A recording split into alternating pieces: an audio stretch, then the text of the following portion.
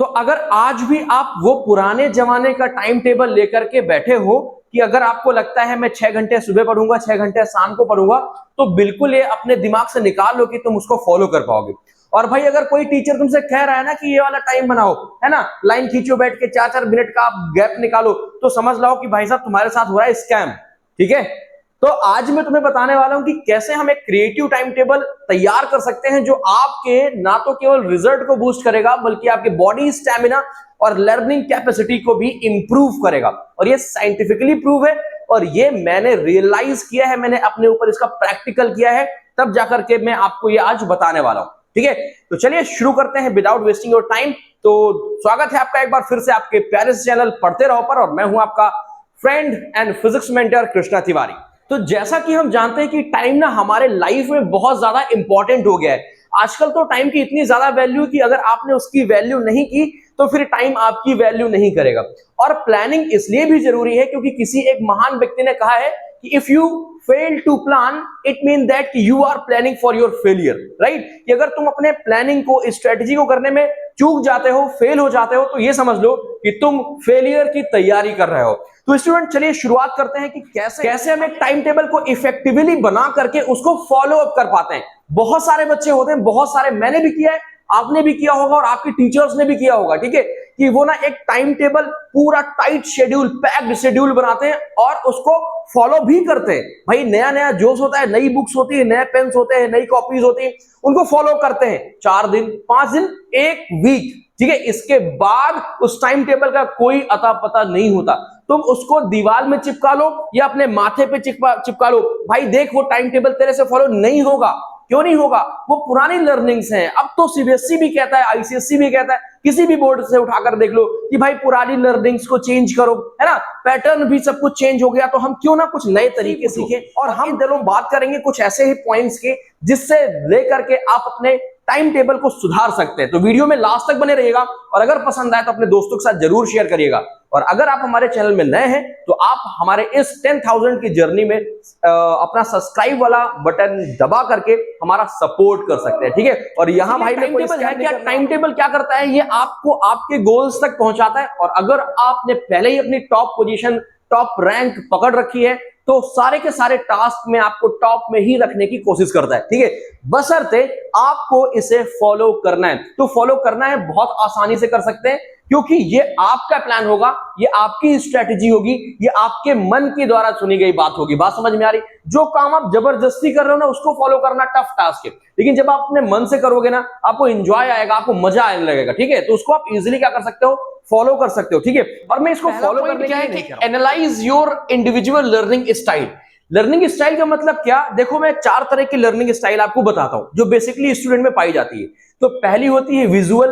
Visual का मतलब कि कोई भी चीज आपको नहीं समझ में आ रही तो अगर आप उसको 3D डायग्राम में देखेंगे या उसका विजुअलाइजेशन आप करेंगे अपने माइंड में, या आप किसी गैजेट में उसको विजुअली देख पाएंगे कि हाँ ये प्रोसेस ऐसे हो रही है, या ये एक्टिविटी ऐसे की जा सकती है, या ये चीज ना ये होता है, तो उसको विजुअल कर पाना, दैट इज विजुअल हमारे पास लर्निंग स्टाइल। सेकेंड होता है ऑडियो।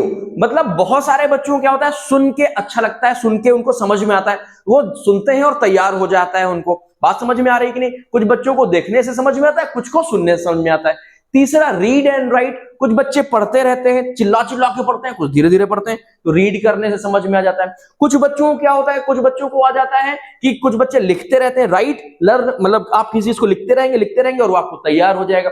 और सबसे जो इंपॉर्टेंट है वो होती है काइनेस्थेटिक लर्निंग स्टाइल। और ये कौन सी स्टाइल है? देखो काइनेटिक का मतलब होता है मोशन, जिसमें आप ना कुछ एक्टिविटी करके, परफॉर्म करके सीख पाए। ठीक है, इसीलिए साइंस में ज्यादा से ज्यादा एक्सपेरिमेंट्स कराने चाहिए, है ना।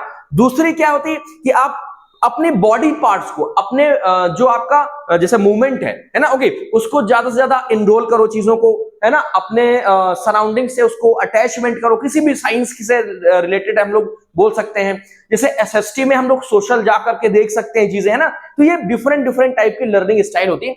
तो इसको पहचानो कि तुमने ना कौन सी लर्निंग स्टाइल सबसे ज्यादा पसंद है। क्या प्रैक्टिकली चीजें करके देखने में मजा आता है, या तुम अगर कोई चीज को विजुअलाइजेशन कर लेते हो या देख लेते हो कहीं पर तो आपको समझ में आता है, या सुनने से तैयार हो जाते हैं। तो पहले ये तुम्हें अलग करना है। इसके बाद क्या है, evaluate your current commitment. Evaluate your current commitments का मतलब क्या होता है कि बच्चों सबसे पहले तो क्या करना है कि तुम्हारा ना अभी का क्या प्लान है। फॉर एग्जाम्पल जैसे मान लो तुमने कहा कि हमने रिजल्ट बहुत अच्छा देना है, ठीक है। अब उस रिजल्ट को अच्छा तो देना है, तुमने बोल दिया हम 10th है 12th है 11th है 9th है बहुत अच्छा करेंगे, लेकिन उसको कैसे वहां तक पहुंच पाओगे उसको इवेल्युएट करना है तुमने। तीसरा क्या है हमारे पास, plan your study time for each class. ऐसा नहीं कि हिंदी इंपॉर्टेंट नहीं है, ऐसा नहीं कि इंग्लिश इंपॉर्टेंट नहीं है, ऐसा नहीं कि भाई हमारी सोशल स्टडीज इंपॉर्टेंट नहीं है, ठीक है। या कोई भी एक सब्जेक्ट की बात करें, मोस्ट ऑफ स्टूडेंट को मैंने देखा है कि वो पूरे साल भर मैथ साइंस करते हैं और लास्ट में पता चलता है सोशल साइंस में 50 मार्क्स रह गए। 10th की बात करो, 12th में बच्चों को देखता हूं मैथ्स करते रह जाते हैं, लास्ट में पता चलता है कि फिजिक्स में क्या हो गया कि भैया 60 के ऊपर नंबर ही नहीं आ रहे हैं 100 में से, ठीक है। प्रैक्टिकल जोड़ के बता रहा हूं मैं। तो आपको क्या करना है, आपको हर एक सब्जेक्ट के लिए पर्टिकुलर टाइम देना है, ईच क्लास, हर एक क्लास के लिए, ठीक है, ध्यान रखिएगा। इसके बाद अगला क्या है, how do I deal with the assignments. जो तुम्हें असाइनमेंट्स मिलना है तुम्हारे टीचर से, तुम्हारे स्कूल से, उन असाइनमेंट्स के साथ जो तुम्हारा एक रिलेशन में कहता हूं कि जो तुम्हें फील होता है कि इसके क्वेश्चन टफ है यार, मुझे नहीं आ रहे हैं, कुछ इस तरह का, ठीक है ना। तो असाइनमेंट के साथ कि भाई कैसे क्या कंप्लीट कर पा रहे हैं कि नहीं कंप्लीट कर पा रहे हैं टाइमली, ओके। जब नहीं आएंगे तो टाइम लगेगा और आएगा तो इजीली हो जाएगा। अगला क्या कहता है, डेवलप अ शेड्यूल। तो फिर देखो वहीं पर बात आ गई, शेड्यूल डेवलप का मतलब देखो इसमें ये नहीं लिखा मेक अ शेड्यूल, इसमें लिखा है डेवलप अ शेड्यूल। जब तुम्हारा मन कर रहा है तुमने एक सब्जेक्ट के लिए पर्टिकुलर टाइम देना शुरू कर दिया, वही तुम्हारा शेड्यूल हो गया। इसको बोलते हैं शेड्यूल डेवलप करना। So I am not saying that कि तुम लेकर एक खर्रा बना के बैठ जाओ, रट्टू तोता बन जाओ ना। मैं कह रहा हूं उसको अपने अंदर क्वालिटी को बिल्ड करो, डेवलप करो, that is more effective, right ना। चलो ठीक है, बहुत बढ़िया बात है। अगला जो हमारा पॉइंट है वो क्या है, सेट रियलिस्टिक गोल। जैसे मान लो हमने कहा कि हम 1 डे में 1 पेज पढ़ेंगे, तो ये पॉसिबल है, ये पॉसिबल है। और तुमने बना लिया कि एक दिन में 8 घंटे पढ़ूंगा, तो ये पॉसिबल नहीं है। 8 घंटे तो स्कूल में तुम्हें 4-5 घंटे देने हैं, इसके बाद थक जाओगे, 8 घंटे कैसे पढ़ पाओगे, टाइम ही नहीं मिलेगा, है ना। नींद खुलती है तुम्हारी 8 बजे, जब स्कूल की बस हॉर्न बजाती है, तो कैसे 8 घंटे पढ़ पाओगे। तो ये मतलब है एक रियलिस्टिक गोल सेट करना है। फॉर एग्जाम्पल मैंने सेट कर लिया कि मुझे इस वीक में, मैं कहता हूं कि 1 वीक में मुझे ट्रिग्नोमेट्री फिनिश करनी, ट्रिग्नोमेट्री फिनिश करनी। तो यस, 1 वीक में तुम ट्रिग्नो फिनिश कर सकते हो, लेकिन तुम कहोगे कि 1 डे में ट्रिग्नो फिनिश कर दूंगा, तो ये पॉसिबल नहीं है। बात समझ में आई। हाँ, ऊपर ऊपर से तुम्हें बुक देखना है, पेज पलटना है ना, वो है ना कि मैं पन्ना पलटा, फिगर नहीं है तो मेरे लिए बेकार है, एक रील्स भी चलती, तो ऐसा करना है तो बेकार की बात समझ में आई। Make a study time part of your routine. देखो प्लान योर ब्रेक्स। इसका मतलब क्या है, जब तुमने देखा कि भाई मैं जब आता हूं स्कूल से तो मैंने वर्क कर लिया, इसके बाद मैं सेल्फ स्टडी, कोचिंग ट्यूशन करी, जो भी करना है, इसके बाद मैं सेल्फ स्टडी में 3 घंटे दे रहा हूं, तो अभी तुम्हारा डेली रूटीन हो गया। तो जब रूटीन हो जाएगा तो मिस नहीं होगा, फॉलो करना ही करना है। और रूटीन नहीं बनाओगे तो फॉलो नहीं कर पाओगे।